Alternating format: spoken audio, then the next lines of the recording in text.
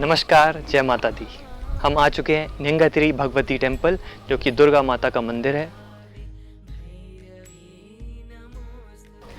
भरतपुरा या नीला रिवर के तट पर स्थित ये मंदिर भगवान परशुराम द्वारा बनाए गए जो 108 दुर्गा माता के मंदिर हैं, उनमें से ये मंदिर एक है। अपनी दक्षिण भारत की यात्रा के दौरान जब भगवान परशुराम इस नदी के तट पर पहुंचे, उन्होंने यहाँ साधना की और उन्होंने यहाँ आध्यात्मिक ऊर्जा होने का अनुभव किया। उसके बाद उन्होंने यहाँ पर एक दुर्गा माता का मंदिर स्थापित किया। इस मंदिर की सबसे खास बात, सबसे अनोखी बात यह है कि इसमें जो दुर्गा माता की मूर्ति है वो पश्चिम दिशा की ओर है। ये जो जगह है, ये जो क्षेत्र है, ये पट्टाम्बी है। सबसे पास की सिटी जो अगर आप कह सकते हैं तो त्रिशूर या पलाकाड।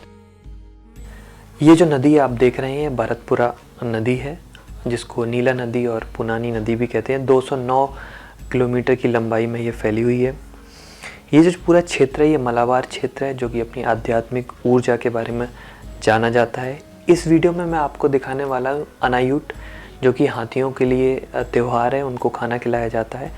दूसरे पार्ट में हम देखेंगे इस मंदिर के बारे में।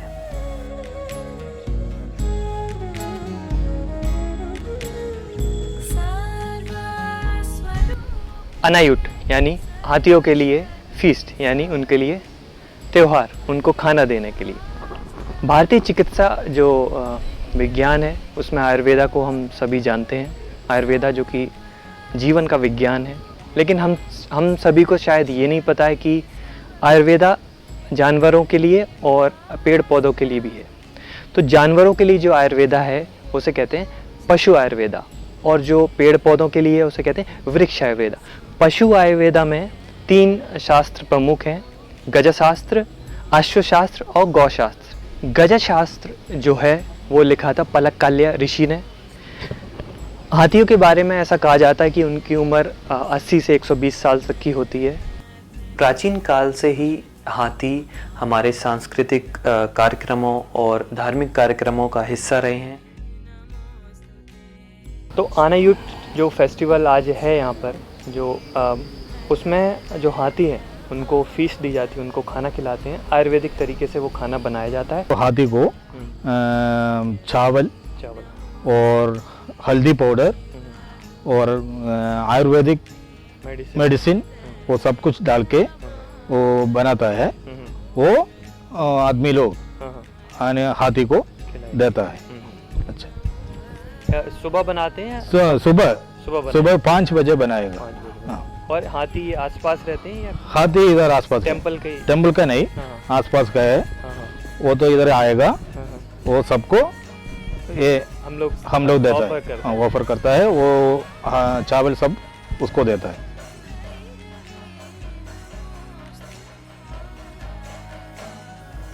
मंदिर में हाथियों के आने के साथ ही उनकी पूजा अर्चना की जाती है।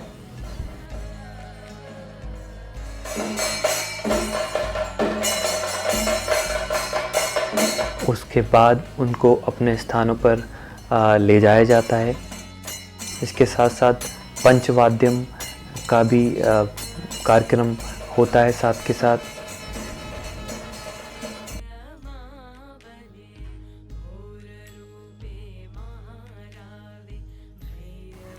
शुरुआत होती है अनायुट की, जहाँ सभी लोग बारी बारी से अपने हाथों से हाथियों के लिए बनाया हुआ जो भोजन है उसको खिलाते हैं। सब चाहते हैं कि अपने हाथों से वो हाथी को बारी बारी खिलाएं। ऐसा करने से उनको आशीर्वाद मिलेगा।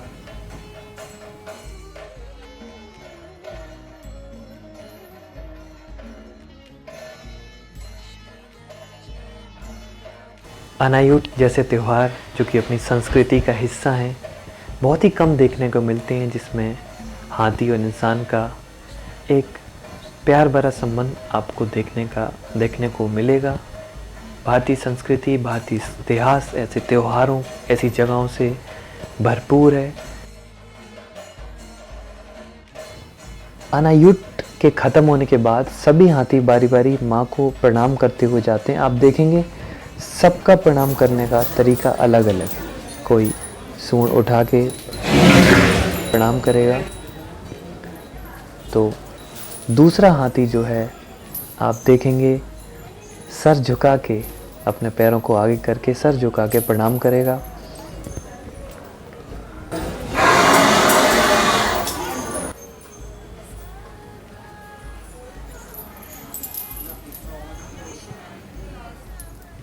और कोई पूरी तरह से अपनी सूंड को ऊपर उठा के पूरे जोर शोर से माँ को प्रणाम करते हुए वापस चले जाएंगे।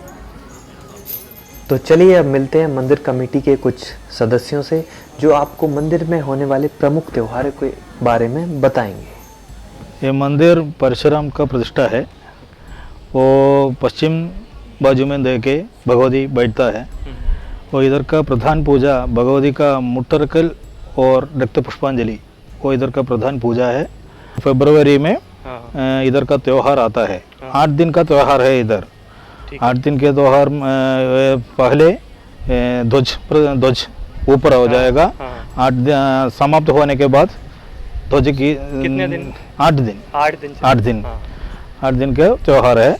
वो होने के बाद मार्च में ये भगवती का निर्मला निर्मला कार्तिका नक्षत्र वो उसी दिन आएगा। वो इधर का प्रधान उत्सव है निर्मला। वो निर्मला के दिन अन्नदान, पंचवाद्यम, 3 हाथी वो सबके साथ भगवती को टेम्पल के 3 प्रदक्षिण आएगा। रात में ये मंदिर में प्रसिद्ध आदमी लोगों का कथकली। हाँ, वो इधर का प्रधान त्यौहार है। अक्टूबर में नवरात्रि का 9 दिन का त्यौहार इधर ही शुरू होता है। वो 9 दिन में रात भर कचेरी,